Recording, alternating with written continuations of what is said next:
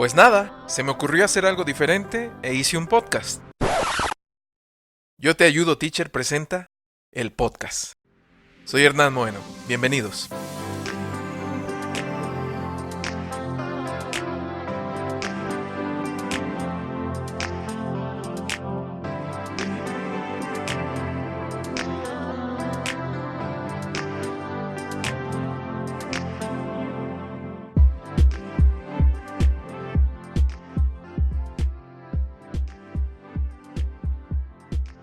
Como ya lo han visto en el título, el podcast de hoy trata sobre nuestra primera experiencia frente a grupo de la mano de 4 colegas y amigos que han aceptado participar en el proyecto para compartir con todos nosotros las peripecias vividas en lo que fue el inicio de su carrera. Nos cuentan sobre sus alumnos, los niveles, lo que pasó y lo que no pasó según su planeación, las primeras impresiones, los comentarios recibidos, cómo se sintieron y lo más importante es cómo toda esta información ustedes la pueden tomar como aprendizaje. Los teachers tienen a bien a hacernos recomendaciones y ofrecer puntos de vista de acuerdo a su vasta experiencia, siendo los profesores titulares ya por un número de generaciones considerable. Sin más preámbulo, dejo entonces que se presenten, no sin antes agradecerles de manera infinita su colaboración en este podcast. Yo te ayudo, teacher. Comencemos. Mi nombre es Arturo Trejo. Yo llevo trabajando como profesor de inglés 27 años ya. Siempre ha sido privada, ¿no? Pues en un centro de idiomas como este, en el que estamos ahora. El primer trabajo que yo tuve fue en el angloamericano. Fue donde yo trabajé por ahí en ese instituto durante 5 años. Después de ahí vine para Volkswagen a trabajar, es decir que pues, Volkswagen es mi segundo empleo. Yo soy Marisela Masip y estoy trabajando aquí en el Centro de Idiomas hace 15 años. Mi nombre es Hugo Hernández, también llevo aquí trabajando en el Centro de Idiomas desde 2003 y dando clases 22 años en inglés. Siempre ha sido en inglés y siempre ha sido en escuelas de idiomas. He trabajado un poquito en universidad, un poquito en prepa, pero mayormente ha sido en escuelas de idiomas. Mucho gusto a todos, gracias por el tiempo. Yo soy Elizabeth Cowan. Yo empecé a dar clases meramente como una ocurrencia, porque mi mamá era maestra fundadora del centro escolar Niños Héroes de Chapultepec. Después ella dejó la docencia cuando se casó con mi papá, que era un señor americano que vino de Chicago y se enamoró de una mexicana. Y entonces todo fue como que destino, ¿no? Así de, bueno, yo el inglés realmente más que un proceso de aprendizaje, diría que fue como adquisición. Entonces yo sí tuve que ponerme a estudiar las reglas y todo para poder dedicarme a lo que ahora hago, como redescubrir el idioma, ¿no? Entonces fue como una cuestión de destino, de la formación docente de mi mamá y la adquisición del idioma por parte de mi papá, y pues creo que fui muy afortunada. Vamos a comenzar entonces por escuchar el testimonio del profesor Arturo.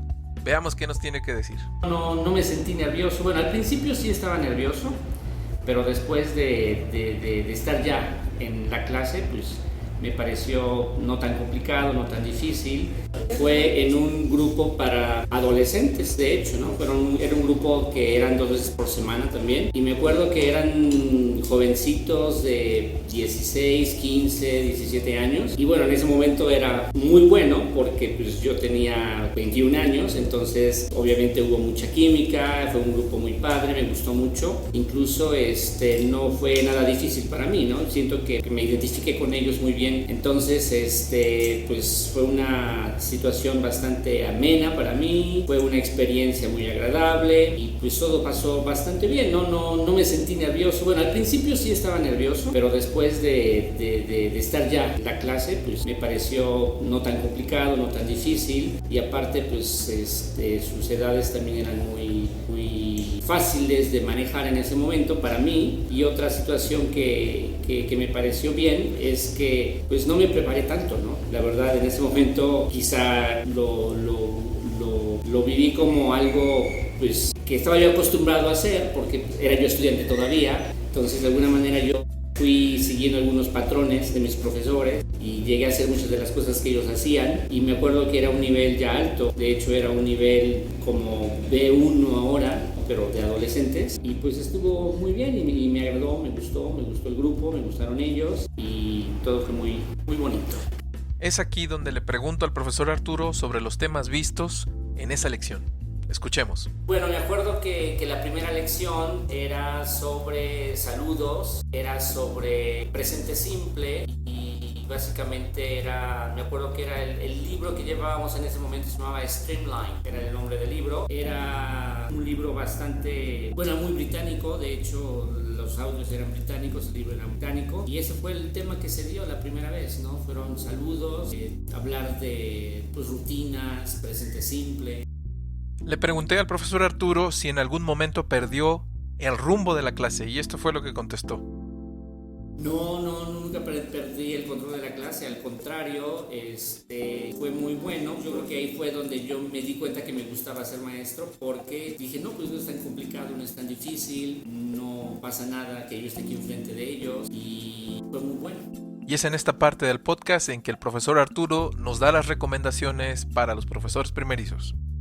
Sí, yo creo que, ahora ya con la experiencia que tengo, yo creo que a lo mejor en ese momento, como era un momento o era una etapa de mi vida en la que, no quiero decir que no tomaba las cosas en serio, ¿no? Pero yo creo que hoy en día con la experiencia que tengo, que tengas el control de la situación, porque siempre va a haber preguntas que te hagan, por ejemplo, y si tú no sabes la respuesta, pues te empiezas a poner nervioso. Entonces ellos perciben esa situación. Otra cosa sería que siempre debe uno estar, con actividades, tienes que tener mucha conciencia de lo que estás enseñando y sobre todo saber el tema, porque precisamente yo creo que una de las bases también que ahora noto es que si tú no das bien algún tema, si tú no enseñas bien algún tema, pues ellos se quedan con ello, especialmente en grupos de niveles básicos, ¿no? Elementary, yo creo que en esos niveles tú no les enseñas bien y la pronunciación y las estructuras y demás, se quedan con ese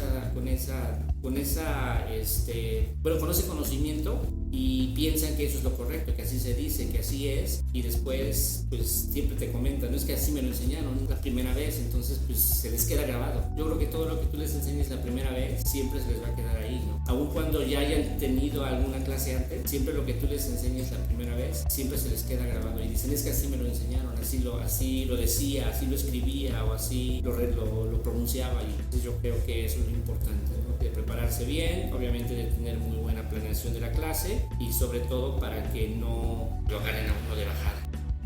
También tenemos al profesor Hugo que nos va a contar sobre esta primera vez. Escuchemos.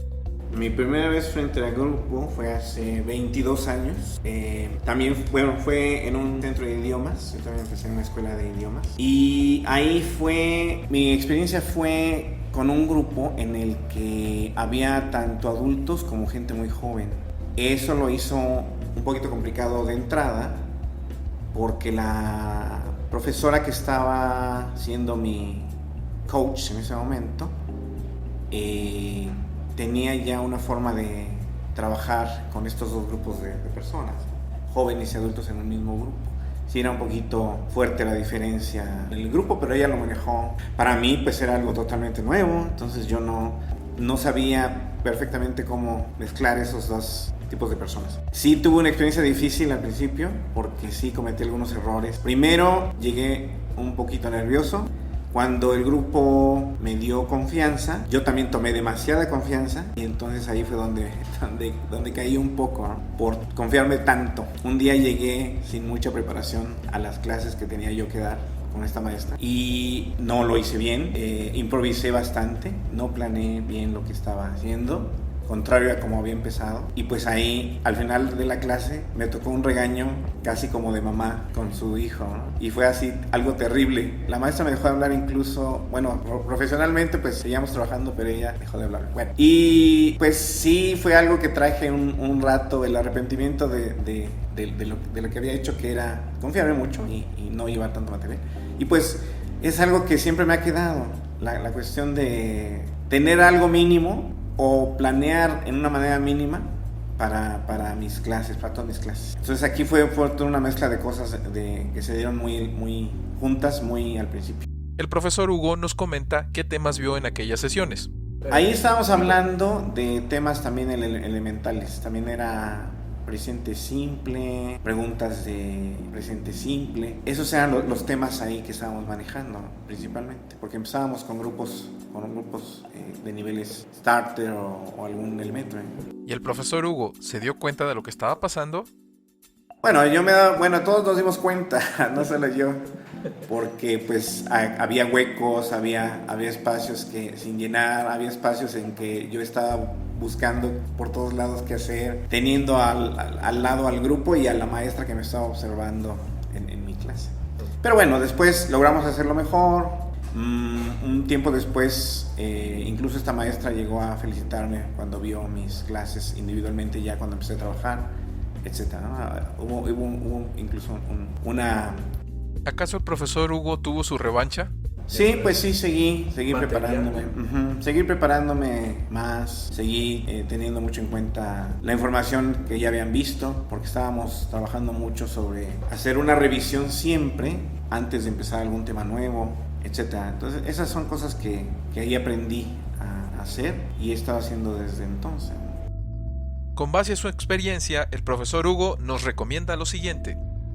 Siempre prepárense, siempre hagan lo posible por saber un poquito más del tema que se les ponga enfrente. A veces tenemos un libro, tenemos no solamente el tema gramatical, sino el tema en la cuestión, si estamos hablando de historia, si estamos hablando de geografía, si estamos hablando de alguna cuestión de estas, pues siempre tratar de irse un pasito adelante, no de los alumnos para ganarle a los alumnos, sino para tener algo, a veces una cosa sorpresiva o una cosa que tal vez alguien no sepa o alguien no ha considerado, te puede ayudar mucho en movilizar la clase.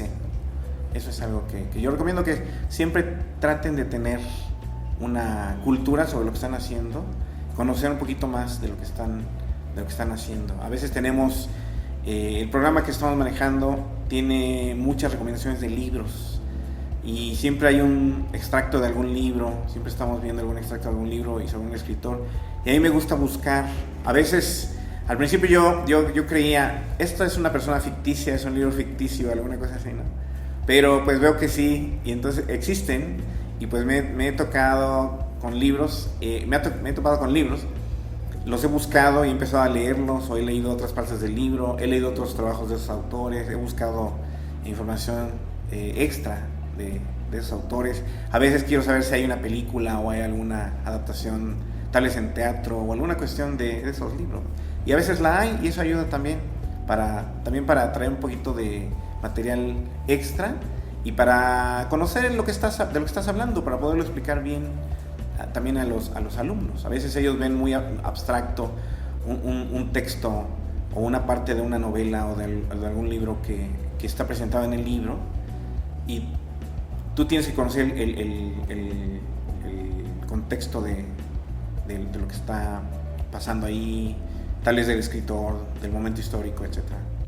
También le pregunté al profesor qué sería aquello que lo que nosotros como profesores no deberíamos de confiarnos, no debemos dar por hecho. Esto fue lo que él me contestó. Bueno, es bueno pensar en más de una forma de presentar algo o de explicar algo, porque muchos temas no los proyectas o no los haces entender a la primera presentación.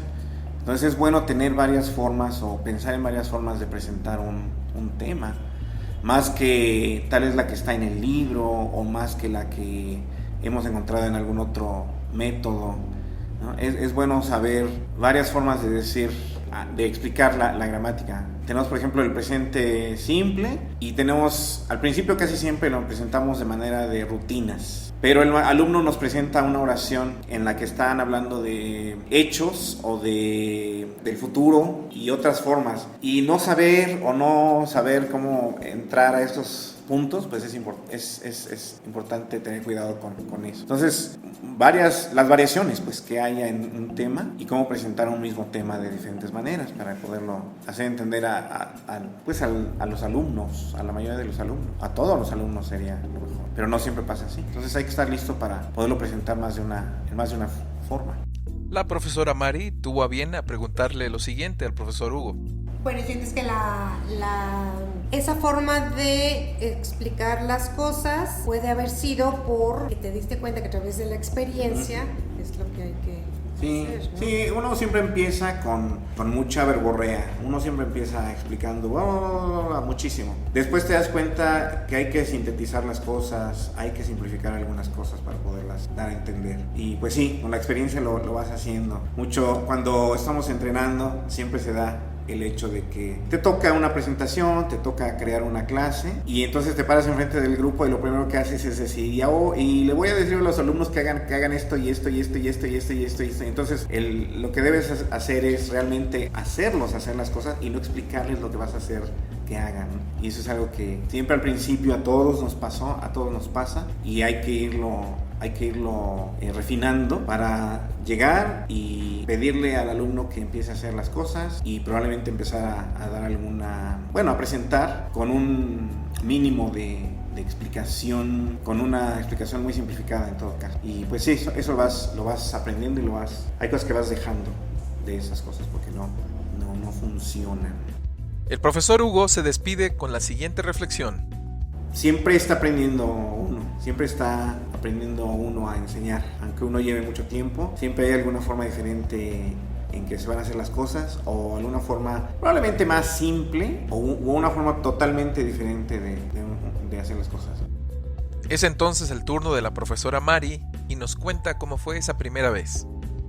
Mira, después de tantos años que tengo dando clases, no me acuerdo, pero una de las clases que me acuerdo de haber empezado fue a kinder. Eran muy poquitos niños, no hablaban, no era lo que yo quería enseñar, el nivel, ¿no? Pero bueno. Y la clase eran los colores, de ese primer día que me acuerdo. Entonces, pues primero se quería conocer a los niños, eran muy poquitos, te digo, todavía ni hablaban ni así.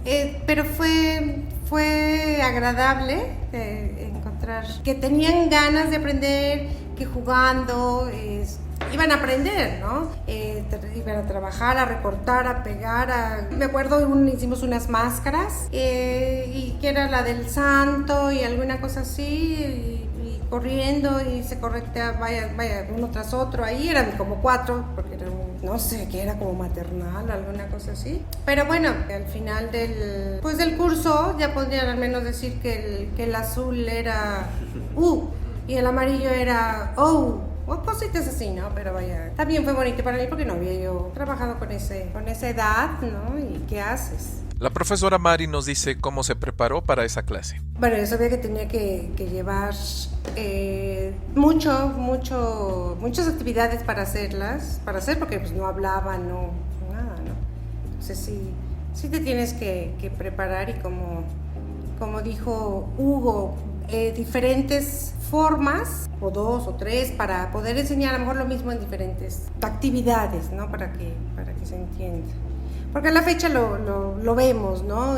Hoy en la mañana me pasó eso, enseñando el uso del presente perfecto con gone y been. Y las explicaciones que vienen en los libros a veces son un poco complicadas. Lo explicas tú y dicen, ok, bueno, ahí va, les das algún ejercicio, lo practicas con alguna actividad. Lo tienes que reforzar para que ellos puedan entender leyendo diferentes oraciones y le vayan captando, ¿no? Porque lo que pasa es que también lo traducen y entonces ese es el problema, ¿no? ¿Qué fue lo que no le funcionó a la profesora Mari en su clase? Esto nos dijo.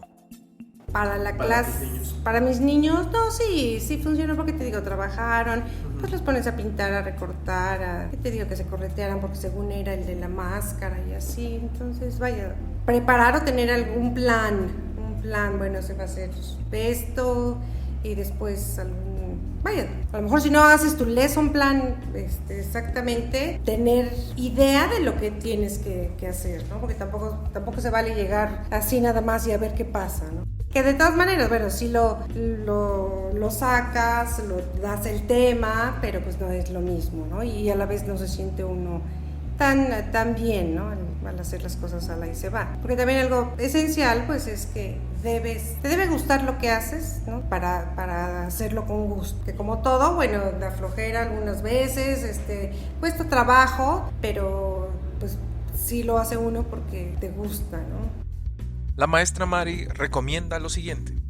Bueno, que hay diferentes tipos de alumnos, ¿no? Que unos a lo mejor están dibujando y no piensa uno que no te están haciendo caso y están absorbiendo todo totalmente, y el que te puede estar viendo a lo mejor ni te está pelando, ¿no? Porque por los diferentes tipos de personas que hay, ¿no? Entonces sí tener eso muy presente, ¿no? Para ver las habilidades que cada uno tenga, ¿no? Cada alumno, y las cosas que se puedan hacer. También le pregunté a la profesora Mari algo similar a lo del profesor Hugo. ¿Cuáles son las cosas que nosotros como profesores no debemos dar por hecho? Le planteé el ejemplo de el tipo de ropa con la que debes de ir vestido. Se supone que es formal, sin embargo, cuando te enfrentas a niños sabes que la movilidad es importante. Y quizá las maestras con falda o con cierto tipo de ropa se pueden sentir un poco incómodas solo por portar esta ropa en el primer día de clases. Esta es la opinión de la maestra. Pues es que debes estar presentable, no porque estés con niñitos pues vas a ir toda despeinada, que porque te vas a agachar o con el zapato roto o alguna cosa así, ¿no? Sí, si trabajas con niños pues sí debe ser importante tener, como dices, las toallitas húmedas o a lo mejor el alcoholito porque ya se raspó, o dando clases a otras edades, pues ya pues sí, la presentación sí es también importante, ¿no? Algo muy sencillo que siempre trato de tener en el salón, siempre trato de tener en el salón, es papel blanco, hojas blancas. Porque siempre puedes tener la oportunidad de... A veces me ha tocado cambiar alguna introducción o alguna actividad y el papel blanco me sirve para decir, ok, vamos a dibujar una bicicleta. Y entonces el papel blanco pues es una ventana para mucha gente y es una cosa que tiene muchos sentidos para los alumnos porque pues siempre lo he observado. Muchos se sienten muy libres con una hoja completa, una hoja carta, y otros se sienten intimidados porque siempre hay las personas que dicen, antes de que tú les pidas incluso lo que quieres hacer, te van a decir que no saben dibujar, que yo no puedo, que etcétera. A veces no saben qué van a hacer cuando ya les presentas el papel. Pero para mí es muy liberador y es muy bueno y me gusta mucho siempre tener papel porque no es nada más dibujar, a veces es decir, ok, vamos a doblar el papel en dos y en un lado vas a escribir esto, en el otro vas a escribir el otro. Tal vez decirles, ok, con ese papel vas a crear una silla, con ese papel vas a crear una máquina de escribir, con ese papel y así. Entonces, algo así como un material físico que siempre me gusta saber que puedo tener ahí es hojas blancas. Tanto para dibujar, a veces es decir, bueno, veo que están fallando en los verbos y decirles, ok, vamos a escribir 100 verbos aquí para el compañero de al lado, y ya que los escribieron, van a pasarle la hoja al otro para que los cambie al pasado participio, o van a buscarlos en el libro, alguna cosa así, o algún tipo de actividad en el que no se requiera un material muy fuerte, pero que ahí está siempre la hoja de papel para ayudarte en ese sentido. Entonces a mí me gusta saber que siempre tengo por ahí papel disponible y que vamos a poder hacer algo así, ¿no? Ya sea un dibujo, ya sea cortar algo, ¿no? Eso es algo que a mí me gusta tener. Bueno, sí, claro, hay así que dices... las dinámicas, ¿no? Los juegos es lo que les gusta a ellos, pero no nada más así porque, me sobra tiempo, lo que sea, no, sino porque para practicar lo que estás enseñando o lo que ya enseñaste o para reforzar conocimientos, alguna cosa así. Hay que tratar de tener un buen ambiente, ¿no? En clase. La primera vez es siempre la primera vez cuando conoces a alguien. Siempre va a tener algún aspecto imperfecto, siempre va a tener un aspecto un poco incómodo, porque no sabes con quién estás hablando, no sabes qué personalidades tiene. Eso es algo que siempre va a ser y no puedes cambiar el hecho de que así va a ser. Entonces, de alguna manera te haces a la idea de que, ok, es un grupo nuevo, no sé cómo son, no sé quiénes son. Puede que no los conozca del todo en esta clase, pero voy a tratar de fijarme en algo que me puede servir para más adelante en mi curso, observar probablemente quién se siente igual en el sentido de, para ellos también yo soy alguien nuevo, soy alguien que no conocen, entonces estamos en una situación más o menos igual y pues es tratar de liberar la tensión. Y pues hay un número de cosas que puedes hacer para liberar la tensión. Puedes jugar, puedes contar alguna anécdota graciosa, etcétera. Para mí es importante saber y que tengamos siempre en cuenta que el primer día no va a ser lo más fácil, y es una oportunidad para aprender de ellos y para saber cómo es la gente con quien vas a estar. El primer día siempre es algo difícil. Para terminar, le pregunté a los profesores si se me estaba olvidando algo, y esto fue lo que me dijeron. Por ejemplo, con los niños, si con los adultos es a veces difícil conocerlos o poderlos, manejar. Con los niños es doblemente difícil porque hay edades en las que son más impredecibles que otras edades. Y alguien que te respondió muy bien o que tú crees que te respondió muy bien una vez puede no responder igual la siguiente vez. Los niños pequeños siempre vienen muy callados el primer día y el segundo día es algo incontrolable. Y entonces lo que siempre uno quiere saber en cuanto a los niños, en cuanto a los alumnos, es cómo tratar ciertas situaciones cómo hacerlos o tenerlos siempre en el mismo lugar en el que quieres tenerlo. No siempre puedes tenerlos, no siempre te van a trabajar igual y no siempre vas a tenerlos sentaditos y calladitos. Va a ser siempre impredecible cómo vas y entonces lo que uno siempre quiere saber es, bueno, ok, ahora están así, puedo hacer esto. A veces te toca algo que nunca te ha pasado, hay un accidente o alguna situación y quisiera uno siempre saber qué hacer en todos esos casos y no siempre se puede. No te lo da el entrenamiento, te lo da a veces la experiencia, pero no todas las personas son iguales, entonces puede que no te resulte igual que la última vez que te pasó algo así. Siempre es algo que está en riesgo, no siempre es una valvulita que no sabes cuándo va a botarse, ¿no? Y eso es algo que siempre quisiéramos saber, sobre todo con los niños, cómo manejar a los niños de ciertas edades, por ejemplo. Eso es una cosa. Es el turno de la profesora Liz, que amablemente accedió a darnos sus comentarios y opiniones, y esto fue lo que nos dijo. Hola, muchas gracias por la invitación. Pues ya tiene como aproximadamente 20 años que empecé a dar clases. Primero empecé con clases particulares en la casa, ayudando hijos de vecinitos, de compañeros incluso de mi salón y todo, que no les iba muy bien, era como asesoría en tareas. Pero mi clase formal, la primera vez que yo empecé a trabajar fue para un profesor nigeriano que puso su propia escuela, estaba en la Avenida Juárez, y él tenía un contrato con el INAOE, esta institución donde se lleva a cabo investigación de astrofísica y electrónica, y íbamos a dar clases de inglés general, realmente no era inglés para propósitos específicos, yo ni sabía qué era eso en ese entonces, y eran alumnos de nivel principiante y preintermedio. Y te puedo decir que cuando uno empieza a enseñar, aprende mucho. Si alguien me preguntara cuál es la mejor manera de aprender un idioma, yo creo que enseñándolo, porque ahí es donde perfeccionas muchas cosas.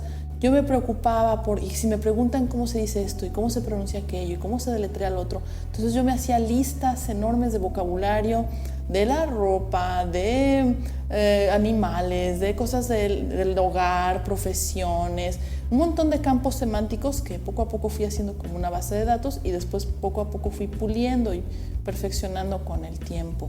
Los chicos pues ya eran adultos.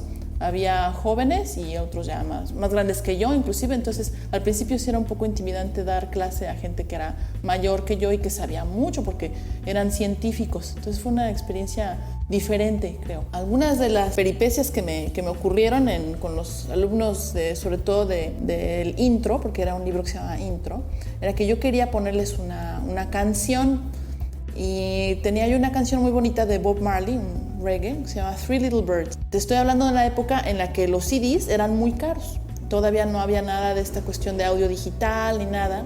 Entonces yo me llevé un cassette y me acuerdo que, estábamos muy entusiasmados, empezamos a escuchar la canción, tenían ellos que llenar la letra en unas copias que yo les había llevado y que se enreda la cinta del cassette, que se enreda en la grabadora y ¡pum! Tuve que cambiar de plan en ese momento. Afortunadamente sí llevaba unas copias con unos crucigramas y unas sopas de letras, otros como jueguitos. Sí fue tal vez penoso en el momento que se haya trabado, que no hayamos podido terminar la actividad, pero sí fue bueno, me di cuenta en ese momento de manera empírica que siempre hay que tener un plan B para las clases por si alguna cuestión tecnológica falla. Aún hoy día nos sigue pasando, aún con las computadoras, los proyectores y todo, no siempre todo está a la mano, disponible, entonces siempre hay que tratar de preparar un poquito de más. Le pregunté a la profesora si se preparaba con algún tipo de listas o monografías o algún tipo de material para sus clases. Esto nos dijo. Sí, claro, todavía era la época en la que podías conseguir muchas láminas. Creo que todavía actualmente puedes conseguir como en la papelería, ¿no? Típico como tus monografías, pero de gran formato. Entonces hacíamos flashcards. Había un colega, un compañero que era muy bueno dibujando, entonces él hizo el diseño gráfico de muchos de los pósters y tarjetas que cargábamos en aquel entonces, pero sí era pesado llevar esos materiales en cajas de un salón a otro, o incluso de nuestras instalaciones a este lugar que te platicaba de INAOE, que está allá en Tonantzintla. ¿Qué metodología se veía en aquel entonces? La metodología, todavía a finales de los 90, era muy lo que se conocía como Communicative Approach, que después toda esta terminología la conocí cuando empecé con mis primeros diplomados y acercamientos en la Casa de la Lengua Inglesa de la UAP, pero más que nada era exponer al alumno a un texto, a un diálogo, a una lectura, y de ahí extraer la parte gramatical que se iba a enseñar. Entonces yo tenía una primera clase muy tempranito en la mañana, de 7 a 8 y media más o menos, y también era un grupo de principiantes, y entonces lo que hacíamos era leer en voz alta, leer en parejas, repetir después de la grabación, etc. Después tenía yo una pausa en la que desayunábamos, y luego yo misma hacía muchos ejercicios de gramática en un libro que conseguí de una editorial que ya desapareció, que fue absorbida después, creo que por Macmillan, pero no, se llamaba Heinemann, y era muy completo. El autor era Colin Granger, y entonces venían todos los tiempos, todos los condicionales y todo lo que conocemos como parts of speech. Entonces yo me ponía a estudiar después de la clase, y era un poquito lo que cuando yo enseñaba ya un tema gramatical en el INAOE, sí recuerdo que era como que un poquito como lecturing, era así como explicar y explicar. Ya después empecé a controlar un poquito lo que es mi teaching talking time, y con técnicas, gracias a los cursos que tomé después, empezar a hacer eliciting hasta llegar a lo que pues es un guided discovery, y tratar de fomentar un poco más la autonomía en el estudiante. La profesora Liz nos dice cómo mantenía el ritmo de su clase. Sí, bueno, como constantemente hay rotación de staff en los centros de idiomas particulares en los que he trabajado toda mi vida, muchas veces pues es inevitable que los propios alumnos comparen estilos de enseñanza, de dinámica, de presencia frente a grupo. Y entonces cuando yo tenía grupos que venían de un profesor ya más experimentado y pasaban conmigo, pues sí, ellos mismos sugerían, ¿por qué no hacemos algo más divertido? ¿O por qué no nos das más ejercicios? O sea, de ellos mismos, pues de alguna manera tenían como que la confianza de expresar sus inquietudes, y esa honestidad se agradece porque me ayudó a crecer. También fue difícil al principio trabajar con adolescentes por manejo de disciplina. A veces hacían una que otra travesura. Entonces, conforme yo fui aprendiendo a diseñar juegos didácticos y cosas que fueran no solamente divertidas, sino útiles para los alumnos, fui superando algunos de estos obstáculos. ¿Qué cosas no debe dar por hecho un profesor? Liz nos cuenta. Bueno, esa pregunta es muy interesante porque muchas veces uno piensa que realmente hay principiantes de cero. Y hay gente que sí, lo que pasa es que está como vacunada contra el idioma. Ellos ni siquiera dicen idioma, a veces dicen la materia, ¿no? Una cuestión, una barrera psicológica, que a lo mejor tuvieron una mala experiencia en la secundaria, en la prepa, y se sienten negados para aprender a decir las cosas simplemente en otra lengua, es lo que es. Pero es bueno a veces no empezar la clase precisamente dando la clase, sino más bien con una pequeña prueba, con un diagnóstico, una actividad que ni siquiera tiene que ser una evaluación formal en sí, sino un ejercicio en el que tú descubras a ver cuántos conocen ya del tema las personas que están estudiando, ya sea, puede ser una clase de Language Systems, lo que conocemos como gramática, vocabulario, o algo más apegado a lo que son las habilidades comunicativas y las expresiones, los modismos, a ver qué tanto traen ellos ya de bagaje. Porque con la exposición que hay hoy día a los medios de comunicación ya traen mucho, y uno a veces enseña de más. Creo que hay que dejarlos aprender y producir más, enseñar menos. Recomendaciones de la profesora Liz.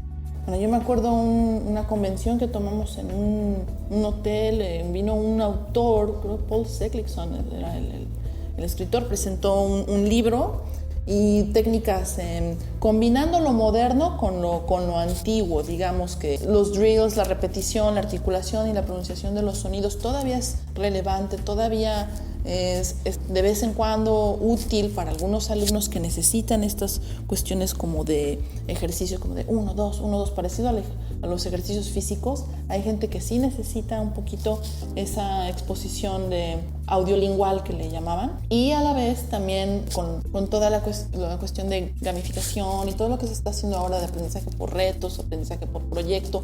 Un balance, un equilibrio sano es muy bueno. Pero con lo que yo me quedé de esa ponencia, lo que dijo Seglikson, era que el primero que se tiene que divertir o el primero que tiene que disfrutar la clase es el profesor. Uno no puede esperar que las personas le entren al aro si uno está afuera. Entonces, más que nada, diviértete tú primero haciendo lo que estás haciendo.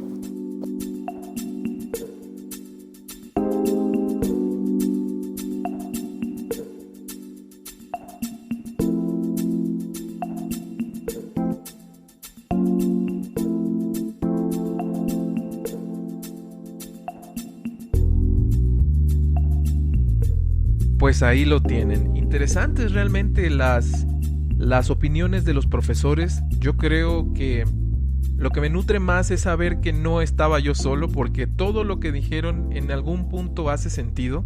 Y yo creo fielmente que hay muchos profesores que les pasa exactamente lo mismo. Tendrán a bien a tener un número importante de anécdotas frente a grupo, que pues yo creo que todos hemos pasado por ahí, y por eso como que hasta cierto punto escucharlo es para mí un abrazo de decir, no estás solo, ¿no? Hay otras personas a quien les ha pasado lo mismo, y no por eso pues deja de ser nuestra labor importante, divertida, que nos pueda retar, que nos pueda realmente demostrar que somos otro tipo de personas frente a grupo y que siempre podemos buscar la mejora. Entonces, para mí es increíble haber tenido esta charla con los 4 profesores, pues básicamente dándonos sus vivencias. Yo puedo decir que mi primera experiencia frente a grupo fue un poco accidentada, como cualquiera. Esperas, digamos, que te llegue la oportunidad de un trabajo, sabes un par de cosas del grupo, un par de datos como sus edades, como los temas, y regularmente, al menos en mi caso, fue porque pues un profesor había tenido una mejor oportunidad y dejó su trabajo. No siempre es así, ¿no? Pero no empecé el ciclo, llegué a cubrir, y debo decir que es una de las experiencias más fuertes pero nutrientes, puedo decir, porque el estar frente a grupo en aquella ocasión en una escuela incorporada a la SEP, por cierto, por alguna razón era multinivel. Entonces tenía chicos desde 5 años, niños desde 5 años, señoritas desde 12, 13. Y pues tenerlos todos en un salón de clases, que de hecho era una casa, era como un cuarto. Y usar una metodología, en aquel momento AMCO era la que ofrecía los libros y que se habían tomado y se había decidido llevar ahí en esa escuela. Entonces estar con los niños en su momento pues era cómo empiezo, o sea, cómo saludo, cómo les pregunto qué hacer o qué les gustaría hacer. Yo definitivamente estaba súper nervioso, pero los niños fueron, yo creo, increíblemente receptivos, y como eres una persona nueva en un salón de clases, ellos tienden a ser pues realmente muy amables. El profesor Hugo lo mencionó, definitivamente hay niños que en un inicio tú los ves y tú dices ok, es muy tranquilo, pero la segunda, tercera clase es cuando realmente se rebelan. Y así fue como traté de sacar adelante mi clase en aquel día. Me acuerdo que yo llegué con mis libros y sin experiencia empecé a pedir que abrieran sus libros en cierta página. Muchos de ellos no los tenían. Como era multinivel, pues obviamente nunca coincidíamos en lo que se estaba viendo. Las niñas y niños pequeños se acercaban a mí y ellos en su mundo como buenos niños. Entonces era así como, sí, pero yo tengo que seguir con mi clase, hazte un ladito. No entendía realmente qué estaba pasando.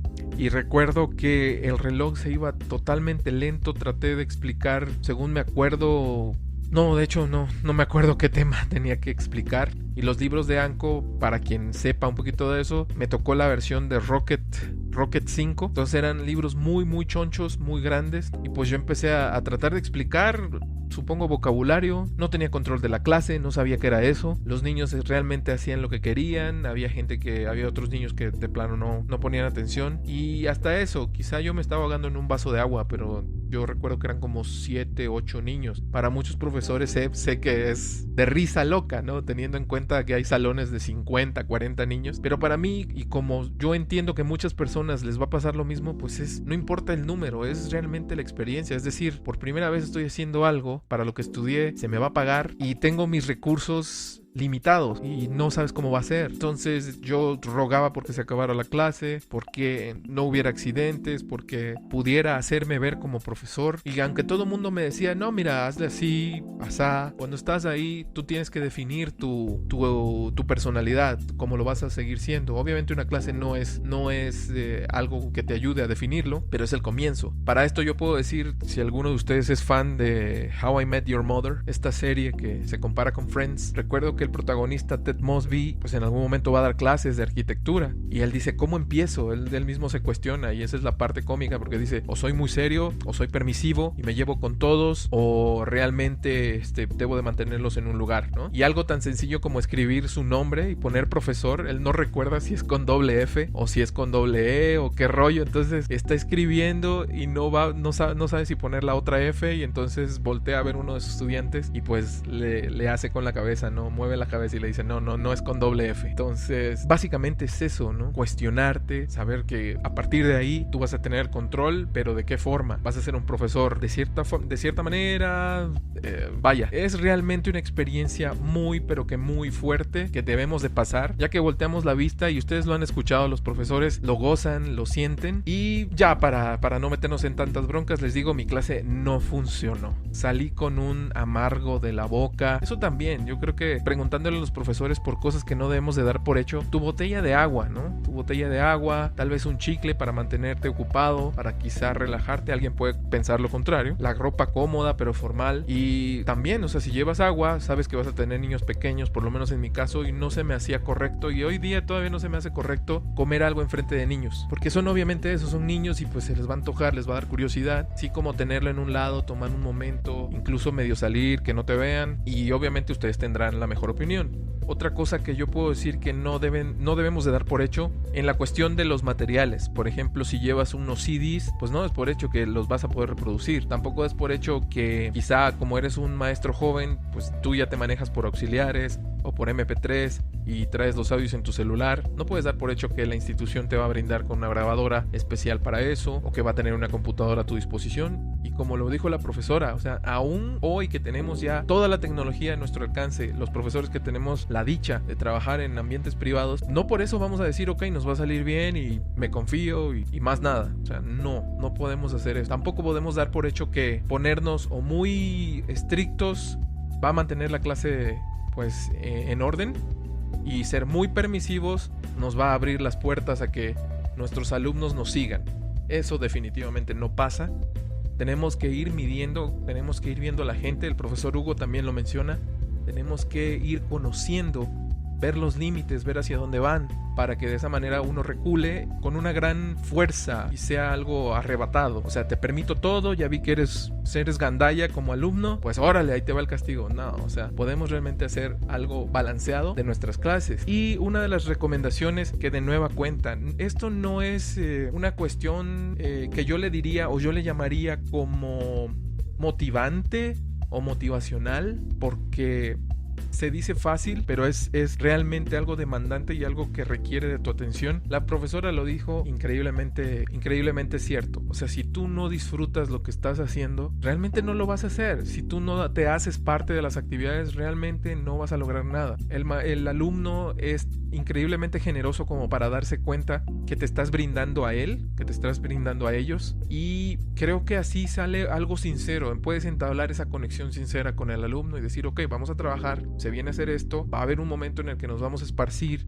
nos vamos a mover, pero por mientras te pido que lo hagamos de esta forma, etcétera, etcétera. Y que tú sepas que lo que estás haciendo no es una cosa forzada, no es una cosa que te quieres salir corriendo del salón, sino que lo disfrutas, porque al final del día esa impresión se va a quedar en los niños, en los jóvenes, en los adultos, ¿no? Decir, pues bueno, será el sereno que yo tuve maestros terribles o mucho mejores que este, pero aquí hay algo sincero y eso se agradece, ¿no? Yo creo que de manera subconsciente mucha gente lo adopta, lo capta. Otra tanta de plano sí dice, en efecto, el profesor está haciendo su mejor esfuerzo para que yo entienda, y no podemos descartar al alumno que de plano le vale gorro, le vale que te sientas mal, que te estés dando de machingüepas en el salón de clase. Así nos ha pasado, así nos pasará, y hoy en día pues lo único que nos queda es eso, es reflexionar sobre la actividad que hacemos, ponerle el empeño, tener plan B, C, D, F, G y los que sigan, y siempre no sentirse derrotados. Esto también puedo decir como consejo, no sentirnos derrotados. También se escuchó parte del testimonio de los profesores que los jóvenes como que están negados, las personas están negadas, así, no se me da el inglés, es muy difícil, etcétera, etcétera, pero creo yo que es porque no se comprometen a ver cómo entienden o cómo comprenden, como aprenden también. No se dan ese tiempo, creen que va a llegar una explicación tan soberbia que ellos van a entender, y como no ha pasado eso, pues por lo tanto nada más no aprenden, y no veo que sea el caso ese, la verdad, no lo veo bajo ninguna circunstancia. Entonces uno como profesor debe de siempre tener los brazos arriba, nunca bajar la guardia y decir, ok, o sea, si estás negado, bueno, siempre habrá otra forma, siempre habrá esto y lo otro, y de repente hablarlo sobre todo con los adultos, decirle, mira, o sea, de nada sirve que tú creas que esto no funciona, de nada sirve que te machaques a ti mismo y digas, no se me da. De nada sirve que le sigas poniendo metros a la barrera que tienes ante esto, y no te estás dando la oportunidad de disfrutar. O sea, tú en lugar de decir, el compañero de al lado está aprendiendo, lo único que dices es que él es más inteligente que yo, es que se le da más fácil. O sea, pretextos, y no te das cuenta que puedes reflexionar sobre cómo aprendes las cosas, sobre otra actividad que tú tengas, y veas los pasos que seguiste para adquirir el conocimiento. Yo creo que eso es que podemos ayudar a los alumnos a que se encaucen en ese camino, y nosotros entonces debemos de tener la fuerza, la disposición, si estamos frente a grupo. Si no, siempre podemos considerar si es la actividad adecuada o no. Eso sería una de las cosas que yo les puedo aportar desde mi trinchera, desde mi experiencia, con los pocos años que tengo frente a grupo. Y créanme que yo he encontrado resultados en lo que le digo, no les estoy mintiendo, es tan simple como eso y a la vez tan complejo. Así que bueno, con eso doy por terminado este podcast que así me tomó un poquito de tiempo. Les ofrezco una gran disculpa por la cuestión de los ruidos, de los sonidos. Estoy trabajando en eso para dar la mejor calidad a todas las personas que se dediquen a escuchar este podcast o me hagan el favor de escuchar este podcast. Seguimos ahí trabajando, y nada, nos vamos entonces a escuchar hasta la próxima vez con otros invitados, con temas que me parecen relevantes y muy urgentes para nosotros profesores, para cultivarnos, y realmente espero contar con su presencia, con sus descargas. Acuérdense que estamos en YouTube como Yo Te Ayudo Teacher, Spotify por supuesto, iVoox, Himalaya, que es una plataforma de podcast, y muy en breve vamos a estar en iTunes también. Voy a estar en iTunes. Mi correo es yoteayudoteacher@gmail.com si tienes alguna cuestión que aportar. Si quieres ser parte del podcast, profesor, yo estoy en la mejor disposición de que nos contactemos y que hagamos esta comunidad que siempre en la descripción de cada material audiovisual que está disponible, pues les pongo. Yo soy el más contento de tenerlos aquí. Muchas gracias a todos por escucharnos. Yo Te Ayudo Teacher se despide. Hasta la próxima. Saludos.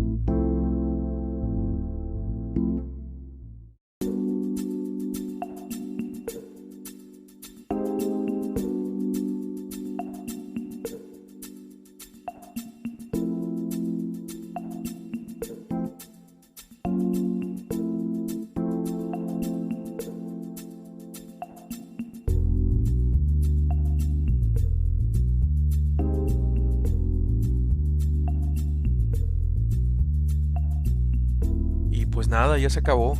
Ojalá y no haya salido tan mal como en mi mente lo dice.